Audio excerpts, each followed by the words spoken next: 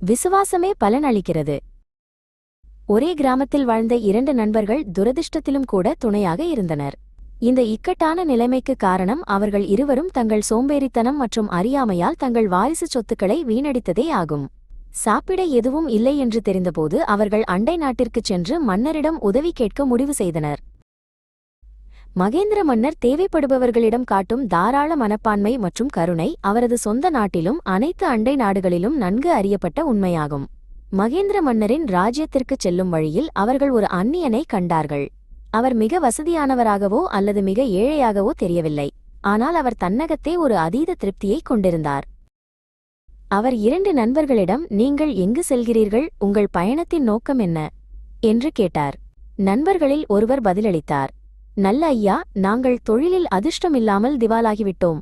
எனவே நீங்கள் அறிந்தபடி மிகவும் தாராள மனப்பான்மை கொண்ட மகேந்திர மன்னரை காணச் சென்று புதிய வாழ்க்கையைத் தொடங்க அவர் எங்களுக்கு உதவுமாறு கேட்க உள்ளோம். நீங்கள் எங்கு செல்கிறீர்கள் என்று நண்பர்கள் அந்நியனிடம் கேட்டார்கள். குறிப்பாக எங்கும் இல்லை என்று அந்நியன் பதிலளித்தார். இதை சொல்வதற்கு என்னை மன்னிக்கவும், ஆனால் வேறு எந்த மனிதரிடமிருந்தும் உதவி பெறுவதை நான் வெறுக்கிறேன். எனக்கு உண்மையிலேயே தேவைப்படும்போது நான் கடவுளின் உதவியை மட்டுமே நாடுகிறேன். இதற்கு நண்பர்கள் பதிலளித்தார்கள், கடவுளுக்கு கைகளோ கால்களோ இல்லாதபோது அவரால் ஒரு மனிதன் மூலம் உங்களுக்கு உதவ முடியாதா என்று கேட்டனர். நான் கடவுளை முழு மனதுடன் நம்புகிறேன், அவர் என்னை ஒருபோதும் கைவிட்டதில்லை என்று அந்நியன் உறுதியுடன் கூறினார். நீண்ட மற்றும் சோர்வான பயணத்திற்கு பிறகு 3 பேரும் மகேந்திர மன்னரின் தலைநகரை அடைந்தனர். இருட்டிவிட்டதால் அவர்கள் இரவு தங்குவதற்கு ஒரு சத்திரத்தை கண்டுபிடித்தனர். இப்போது மகேந்திர மன்னர் தனது தலைநகரின் வீதிகளில் மாறுவேடத்தில் நடமாடுவது, தன் குடிகளை கவனிப்பது மற்றும் அவர்களின் உரையாடல்களை கேட்பது ஒரு பழக்கமாக இருந்தது. அதே இரவில் மன்னர் அந்த சத்திரத்தின் வழியாகச் செல்ல நேர்ந்தது. அவர்கள் சூடான விவாதம் செய்வதைக் கேட்டு அவர் நின்று கேட்டார். அவர்கள் இரவு ஓய்வெடுக்க சென்றபோது அவர்கள் ஆக்கிரமித்த அறையின் எண்ணையும் சத்திரத்தின் இருப்பிடத்தையும் குறித்துக்கொண்டு மன்னர் தன் வழியே சென்றார். மறுநாள் காலை மன்னர் அந்த 3 அந்நியர்களையும் வரவழைத்து, நீங்கள் ஏன் என் ராஜ்யத்திற்கு வந்தீர்கள், உங்களுக்கு என்ன தேவை என்று கேட்டார். 2 நண்பர்களில் ஒருவர் பதிலளித்தார், மாட்சிமை பொருந்தியவரே, நான் வசதியானவனாக பிறந்தேன். ஆனால் நான் முட்டாள்தனமாக இருந்ததால் என் வாரிசுச் சொத்தை விரைவில் வீணாக்கிவிட்டேன். நான் வேலை செய்திருந்தால் இன்று இந்த மோசமான நிலையில் இருந்திருக்க மாட்டேன். தங்கள் உயரிய குணம் எனக்கு 10,000 தங்க காசுகளை வழங்க முடிந்தால் நான் அதைக் கொண்டு நல்ல நிலைக்கு வந்து எனது முந்தைய நிலையை மீண்டும் பெற முடியும் என்று எனக்கு தெரியும். மற்றொரு நண்பர் கூறினார், ஒரு காலத்தில் நான் மிகவும் அதிர்ஷ்டசாலி. ஏனென்றால் நான் ஒரு பெரிய தொகையை மரபுரிமையாக பெற்றது மட்டுமல்லாமல் மிகவும் அழகான மனைவியையும் பெற்றிருந்தேன். துரதிர்ஷ்டவசமாக என் அன்பான மனைவி நோய்வாய்ப்பட்டு இறந்துவிட்டாள். அவள் இறந்த பிறகு நான் வேலை செய்வதைப் பற்றி ஒருபோதும் கவலைப்படவில்லை. விரைவில் என் சொத்து குறைந்துவிட்டது. இப்போது நான் நம்பிக்கையற்ற ஒரு அலைந்து திரிபவன். தங்கள் மாட்சிமை பொருந்தியவர் எனக்கு மற்றொரு அழகான மனைவியை கண்டுபிடித்து ஒரு பண்ணை வாங்க போதுமான பணத்தையும் கொடுத்தால் நான் விரைவில் மீண்டும் செழிப்படைவேன் என்று நான் உறுதியாக நம்புகிறேன். உனக்கு என்னிடமிருந்து என்ன வேண்டும் என்று மன்னர் மற்ற மனிதரை கேட்டார். மாட்சிமை பொருந்தியவரே, அவர் பதிலளித்தார், எனக்கு எந்த விருப்பமோ அல்லது தேவையோ இல்லை. கடவுளின் அருளால் நான் அன்றாட வாழ்க்கையை நடத்த முடிகிறது. எனக்கு இவ்வளவு கருணை காட்டிய சர்வ வல்லமையுள்ளவரை நான் ஆசீர்வதிக்கிறேன். மன்னர் தனக்குள்ளேயே, இவன் ஒரு ஆணவம் பிடித்தவன். என் பரிசுகள் இல்லாமல் இவனால் வாழ முடியும் என்று சொல்லி என்னை மீற இவனுக்கு எவ்வளவு தைரியம் என்று நினைத்தார். வெளிப்படையாக அமைதியாக, ஆனால் உள்ளுக்குள் கோபத்துடன் மன்னர் ஒரு அதிகாரமான குரலில், நீங்கள் இருவரும் கேட்ட அனைத்தும் உங்களுக்கு வழங்கப்படும் என்றார்.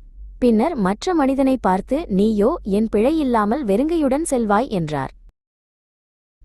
3 அந்நியர்களும் தனது அரண்மனையை விட்டு வெளியேறிய உடனேயே மன்னர் தனது 2 மெய்க்காப்பாளர்களை அழைத்தார். என் தலைநகரிலிருந்து வெளியே செல்லும் சாலையில் 3 அந்நியர்களை நீங்கள் காண்பீர்கள். அவர்களில் ஒருவர் 2 பைகள் நிறைய தங்க காசுகளை சுமந்து செல்வார். மற்றொருவர் ஒரு பை தங்க காசுகளை கொண்டிருப்பார். அவருடன் ஒரு அழகான பெண் இருப்பாள். 3வது மனிதன் வெறுங்கையுடன் இருப்பான். அவனது தலையை வெட்டி என்னிடம் கொண்டு வாருங்கள். இதற்கிடையில் 2 பைகள் நிறைய தங்க காசுகளை வைத்திருந்தவர் விரைவில் சோர்வடைந்தார். ஏனெனில் அது மிகவும் வெப்பமான நாள். எனவே எடுத்துச் செல்ல எதுவும் இல்லாத மனிதரிடம் பைகளை எடுத்துச் சென்று அவர் ஓய்வெடுக்கும் வரை தனது வழியில் தொடருமாறு கேட்டார். மன்னரின் காவலர்கள் அந்த அந்நியன் மரத்தின் அடியில் ஓய்வெடுப்பதைக் கண்டார்கள். அவனிடம் எதுவும் இல்லை. அவன்தான் சரியான ஆள் என்று நினைத்து காவலர்கள் அவனது தலையை வெட்டி அதை மன்னரிடம் கொண்டு செல்ல விரைந்தனர். தவறான மனிதனின் தலையை பார்த்தபோது மன்னர் ஆச்சரியப்பட்டார். மேலும் தனது ஆட்களை திரும்பிச் சென்று அழகான பெண் துணையாக இல்லாத அந்நியனை கண்டுபிடித்து அவனது தலையை வெட்டும்படி உத்தரவிட்டார். இப்போது அழகான பெண் கொடுக்கப்பட்ட மனிதனும் மிகவும் வெப்பமாகவும் சோர்வாகவும் உணர்ந்தான். அழகிய பளிங்கு போன்ற தெளிவான நீர் நிறைந்த குளத்திற்கு அவர்கள் வந்தபோது அவர் அதில் நீராடும் ஆசையை தடுக்க முடியவில்லை. அவருக்காக காத்திருக்க வேண்டாமென்றும் தான் பின்னர் வந்துவிடுவதாகவும் தனது தோழர்களிடம் சொல்லிவிட்டு அவர் உடையுடன் நீருக்குள் குதித்தார். மன்னரின் காவலர்கள் அந்த அந்நியன் குளத்தில் மகிழ்ச்சியாக இருப்பதைக் கண்டார்கள். அவருடன் அழகான பெண் இல்லாததால் அவன்தான் சரியான ஆள் என்று நினைத்து அவனது தலையை வெட்டி மன்னரிடம் கொண்டு சென்றார்கள். அவர்கள் மீண்டும் தவறான மனிதனின் தலையை கொண்டு வந்திருப்பதைக் கண்டபோது மன்னர் அதிர்ச்சியடைந்தார். இத்தகைய 2 சோகங்கள் எவ்வாறு நடந்தன என்பதை தானே சென்று கண்டறிய முடிவு செய்தார். தனது வேகமான குதிரையின் மீது ஏறி அவர் முழு வேகத்தில் நெடுஞ்சாலையில் புறப்பட்டார். அவர் கடைசியாக இருந்த அந்நியனை கண்டுபிடிப்பதற்கு அதிக நேரம் ஆகவில்லை. அவன் தங்கக்காசுகளின் 3 பைகளின் எடையால் கிட்டத்தட்ட வளைந்து சாலையில் சிரமப்பட்டு சென்று கொண்டிருந்தான். அந்த அழகான பெண் அவனுக்கு பின்னால் ஒரு மரியாதைக்குரிய தூரத்தில் நடந்து வந்தாள். நில்லுங்கள் என்று மன்னர் கத்தினார். உங்களுடைய 2 நண்பர்கள் எங்கே? அவர்களில் ஒருவர் ஓய்வு எடுத்துக் கொண்டிருக்கிறார், மற்றவர் நீராடிக் கொண்டிருக்கிறார் என்று அந்த மனிதன் பதிலளித்தான். அவர்கள் எங்களுக்காக காத்திருக்க வேண்டாம் என்று கேட்டுக்கொண்டனர். பின்னர் அவர்கள் எங்களை பிடித்து விடுவார்கள் என்று சொன்னார்கள்.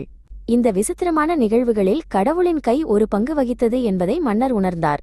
மேலும் தான் செய்ததற்காக மிகவும் வருந்தினார்.